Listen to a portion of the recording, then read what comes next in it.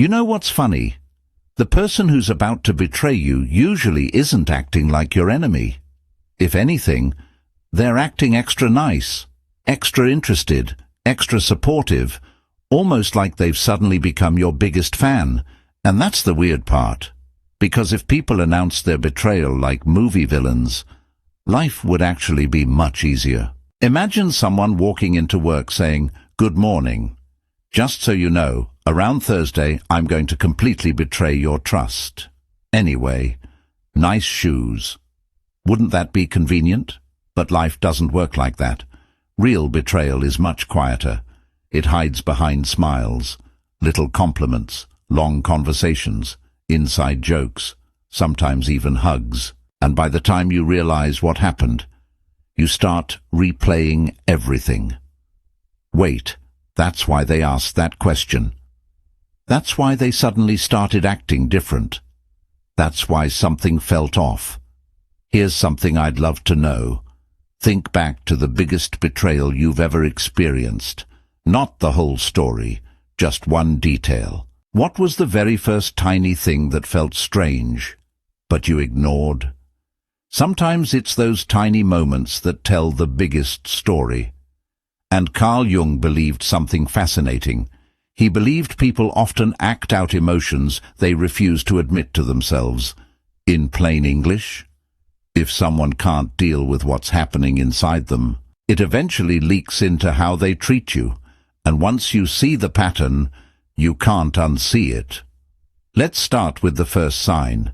It's incredibly common. And honestly, it's almost funny when you notice it. Have you ever noticed how someone's congratulations can slowly turn into an investigation? At first it's, "I'm so happy for you," 30 seconds later. So, how much are they paying you? Is the contract permanent? Do you think it'll actually work out? Is that before tax or after tax?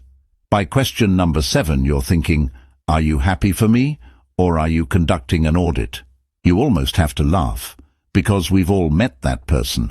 They somehow manage to clap for you, while secretly hoping the receipt doesn't go through. Sign 2. They suddenly become weirdly supportive.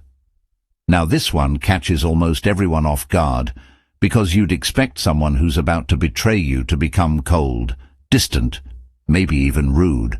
But insecure people often do the exact opposite. They become extra supportive, almost suspiciously supportive. Have you ever had someone suddenly start cheering you on a little too much? Everything becomes, "You've got this. You're going to be amazing. I'm proud of you." And you're thinking, "Wow, this is nice." Then somehow, 3 weeks later, they're the same person telling everyone your private business. Life has a strange sense of humor. It's almost like your phone saying, "Battery 100%, and then dying 10 minutes later. You didn't see that coming either. Now, before anyone panics, no. This doesn't mean every encouraging person secretly has a villain soundtrack playing in their head. Some people are genuinely wonderful. Don't start side-eyeing your nicest friend because they brought you coffee yesterday. That's not what we're talking about. We're talking about a sudden change. That's the important word. Suddenly. 1 week they barely replied to your messages. Now they're texting, "Just checking on you. How's everything going? Tell me everything." And here's the funny part. Sometimes they'll ask about details you never even mentioned. So, how's that meeting on Thursday? You pause. Wait, how did you know about Thursday? Suddenly they're paying very close attention, not because they're becoming closer, because they're becoming curious. There's a difference. Carl Jung believed that when people cannot face uncomfortable emotions consciously, those emotions often find indirect ways to express themselves. In normal life, someone who feels threatened may start collecting information before they even realize why they're collecting it. Not because they're making some grand master plan. Most aren't. It's much messier than that. Insecurity is rarely organized. It's emotional. Think about someone scrolling through your social media, not because they enjoy your photos, but because they're looking for clues. Who are you with? Where are you going? Who's commenting? Who's congratulating you? It's funny when you think about it. Some people know more about your week than you do. If Instagram ever added a feature called "This person has viewed your profile 48 times before breakfast," a lot of friendships would suddenly become very awkward. But here's the deeper point. When someone starts feeling small around you, information becomes comforting, because information creates the illusion of control. The more they know, the less uncertain they feel. Unfortunately, that's also what makes betrayal easier, because trust always begins with information, and betrayal usually ends with information. That's why one of the oldest lessons in life is also one of the simplest. Not everyone who asks deserves the answer. Read that again, because that sentence alone can save years of unnecessary heartbreak. Now here's something worth remembering. Healthy people ask questions because they care about you. Insecure people often ask questions because they're trying to understand their position compared to you. Those look almost identical until one day they don't. And speaking of questions, the next sign is one of my favorites, because once you notice it, you'll never hear compliments the same way again. Some compliments aren't compliments at all. They're little fishing hooks. Let's talk about that. Sign 3. They're compliments. Start feeling strange. This one is almost impossible to explain until you've experienced it. Have you ever received a compliment that somehow made you feel worse? You walk away thinking, wait, was that nice? Or, did I just get insulted with excellent customer service? It sounds ridiculous, but insecure people have a talent for turning compliments into tiny little paper cuts. They'll say, "You're actually smarter than I thought." Actually, "Thank you, I think." Or, "You look really good today." Today? What happened yesterday? Or my favorite, "I wish I had your confidence. I could never wear something like that." Now you're standing there wondering whether they're complimenting your outfit or quietly accusing you of dressing like a pirate. It's funny because we've all had that conversation where we smiled politely, then spent the entire drive home replaying one sentence. Carl Jung believed the things we struggle to accept within ourselves often slip out in disguised forms. In normal language, sometimes people don't even realize their jealousy is talking. They genuinely think they're being kind. But insecurity has a way of leaking through the cracks. Here's something I've noticed. Healthy compliments leave you feeling lighter.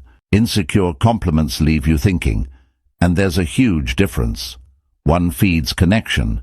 The other quietly creates confusion. Now, don't misunderstand me. Not every awkward compliment is manipulation. Some people are just socially adventurous. You know the type. The person who starts every birthday speech with, "I wasn't sure you'd make it this far." They're not trying to be offensive. They're just completely unsupervised. But over time, patterns matter. If every compliment somehow reminds you of your flaws or lowers you before lifting you, pay attention, because insecurity rarely attacks confidence directly. It first tries to make you question it. Here's one of those sentences I hope you remember long after this video ends. A real compliment celebrates you. A hidden comparison measures you. That's worth sitting with for a second, because once comparison enters a relationship, something changes. And speaking of comparison, the next sign is where things become genuinely uncomfortable, because now they stop celebrating your victories altogether. Instead, they become experts at explaining why they don't really count. Sign 4. They start shrinking everything good that happens to you. This one hurts, not because it's loud, because it's so quiet. Imagine you've been working towards something for years. Maybe you finally bought your first home. Maybe you lost weight. Maybe your YouTube channel finally starts growing. You've waited forever for this moment. You tell someone close to you, and they smile. Kind of. Then they say, "Well, the market's good right now." Or, "Anyone could have done that if they had the opportunity."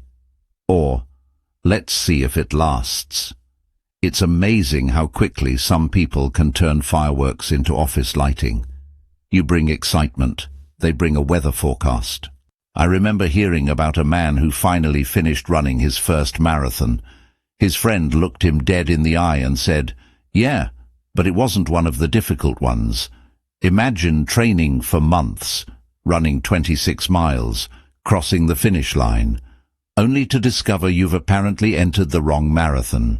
You almost have to laugh, because if Insecurity had a favorite hobby, it would probably be moving goalposts. Nothing is ever enough. You succeed, the standard changes. You grow, the conversation changes. You improve.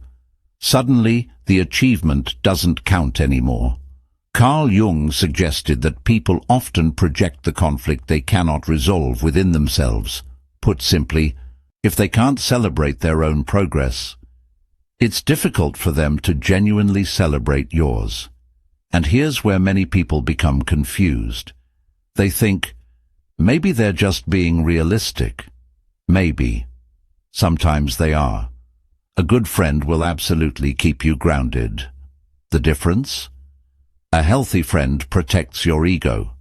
An insecure friend protects their own. Those are two completely different motivations. One wants you to stay humble, the other quietly hopes you'll stay smaller, and your instincts usually know the difference before your mind does. Have you ever noticed how your body reacts around certain people? You start editing yourself, downplaying your wins, leaving out details, not because you're arrogant, because you've learned that every happy story somehow turns into a debate. So eventually, you stop sharing, not because you changed, because the room changed. Here's another sentence worth remembering. When someone can't clap for your growth, they'll often criticize the rhythm instead. And honestly, that might be one of the saddest things Insecurity does. It steals joy from both people, the one who achieved something and the one who can no longer celebrate it. But believe it or not, we still haven't reached the biggest warning sign, because everything we've talked about so far, the strange compliments, the endless questions, the shrinking of your victories, all of it is preparing for something else, something much quieter, something most people mistake for maturity. They become very calm, almost too calm, and that's where we'll go next. Sign 5. They become unusually calm. Now this one surprised me the first time I noticed it, because we all imagine betrayal looking dramatic. We picture arguments, raised voices, doors slamming, someone storming out like they're leaving a movie set. But real life is usually much quieter. In fact, one of the biggest warning signs is that they suddenly stop arguing with you. Not because they've made peace with you, because they've made a decision about you. There's a difference. Have you ever noticed someone who used to care about every little disagreement, and then one day they just stopped? You'd apologize.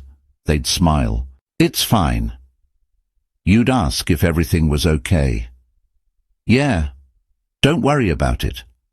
And technically, those are the right words, but somehow they don't sound right. It's like someone saying, "I'm not hungry," while standing in front of the refrigerator every 10 minutes. The words and the behavior stop matching. I had a neighbor years ago who used to argue passionately about everything: football, politics, whether pineapple belongs on pizza. Honestly, I think if you told him the sky was blue, he'd ask for evidence. Then one day, he stopped disagreeing with his business partner completely. No debates, no frustration, nothing. 3 months later, he left the company. Looking back, the silence wasn't peace. It was preparation. You almost have to laugh at how obvious it becomes after it happens. It's amazing how clear yesterday becomes once tomorrow arrives. Carl Jung believed that what remains unresolved doesn't simply disappear. It changes form. In everyday life, people sometimes stop fighting because they're already fighting the conversation inside their own head. And once they've convinced themselves, they don't need to convince you anymore. Now, before anyone starts panicking because their spouse was quiet during breakfast, relax. People get tired. People have stressful weeks. Sometimes silence is just silence. Don't go walking into the living room saying, "Honey, ChatGPT says you're preparing to betray me because you didn't argue about the dishes." That probably won't improve the relationship. We're talking about patterns, a consistent emotional withdrawal, a strange calm that feels manufactured, almost rehearsed. Here's what insecurity does. It creates a story. And once that story feels true, the insecure person starts treating it like history instead of imagination. Maybe the story is, they think they're better than me, or they don't need me anymore, or eventually they'll leave me anyway. Notice something? None of those thoughts came from you, but they'll begin reacting as though they did. That's projection, and projection is dangerous because the other person starts defending themselves against a version of you that doesn't even exist. Here's something worth remembering. The quietest betrayals are usually the loudest decisions. Read that again. Because betrayal rarely begins with an action. It begins with permission. Someone quietly gives themselves permission to hurt you. Once that happens, their emotions become strangely peaceful, not because they're healed, because they've already justified what they're about to do. And speaking of justification, the next sign might be the most revealing one in this entire video, because before insecure people betray you, they usually start collecting all the reasons they think you deserve it. Sign 6.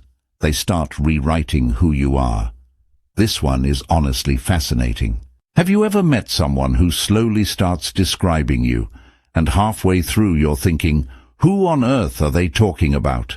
Apparently you're arrogant now, cold, selfish, too ambitious, too quiet, too confident, not confident enough. Somehow, you've become 12 different people in the same conversation.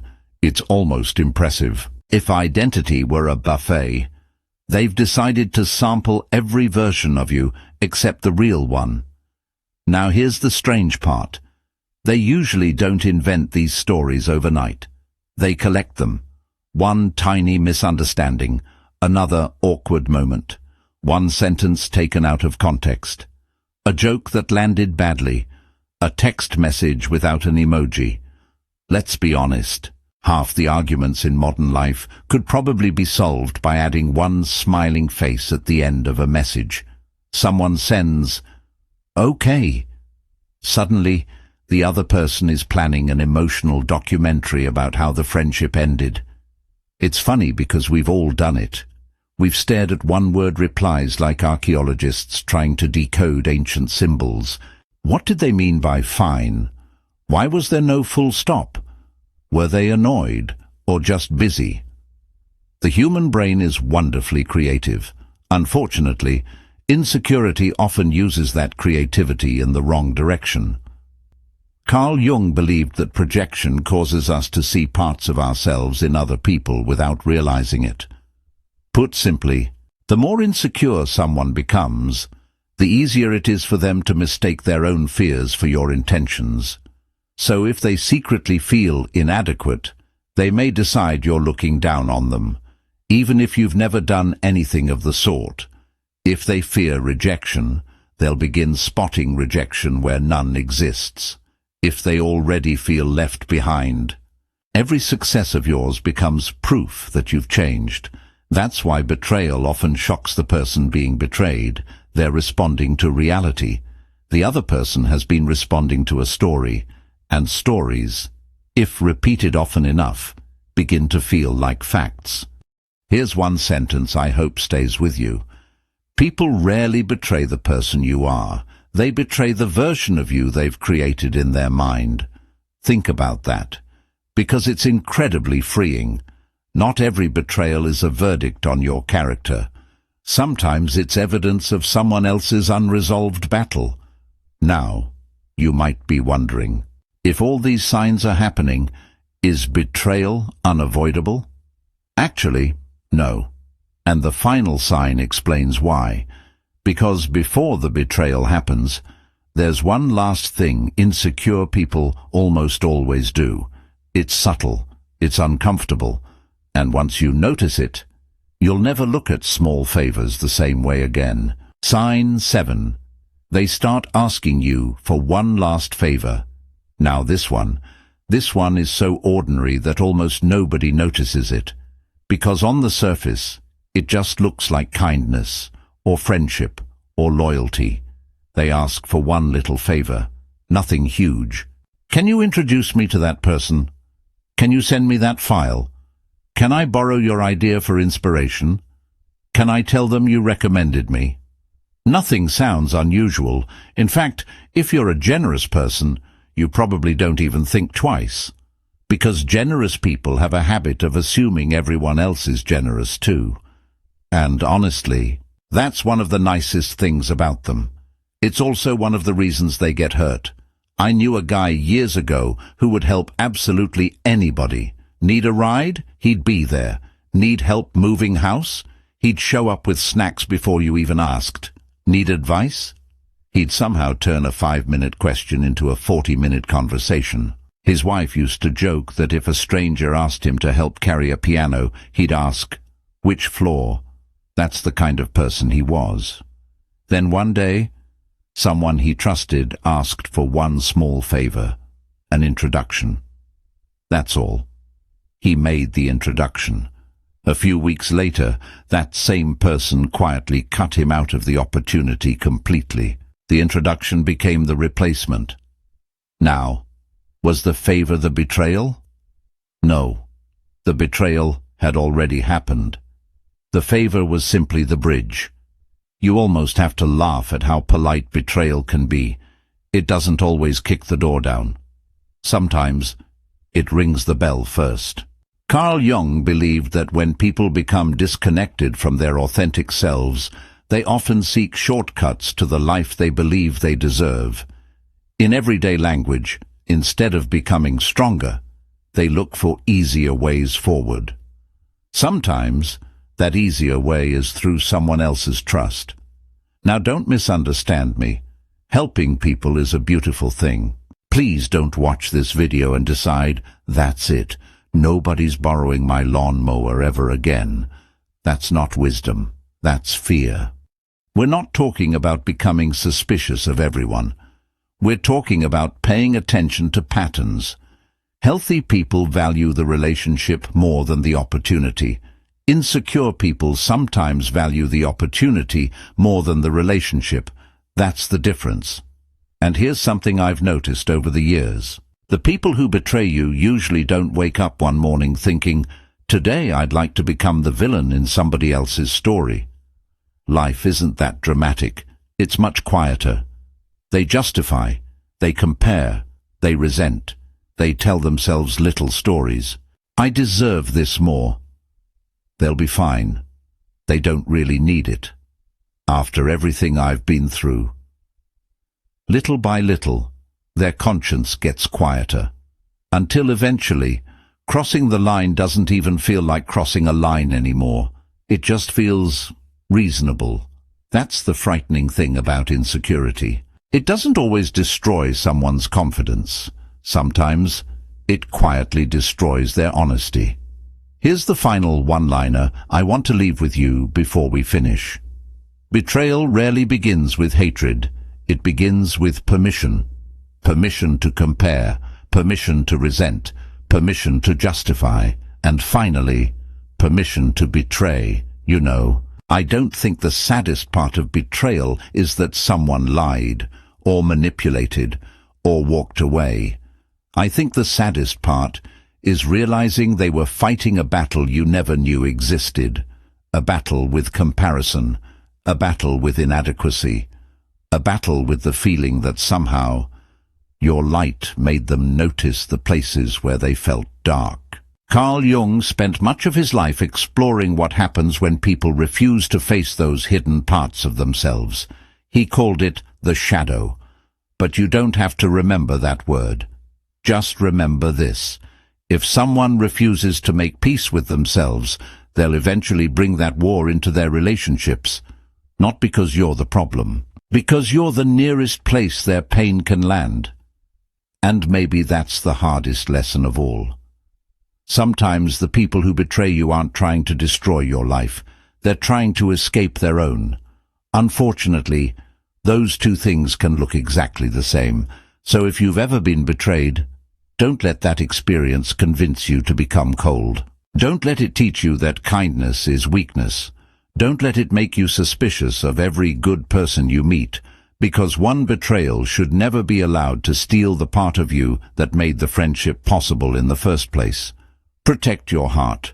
Absolutely. Set boundaries. Without apology.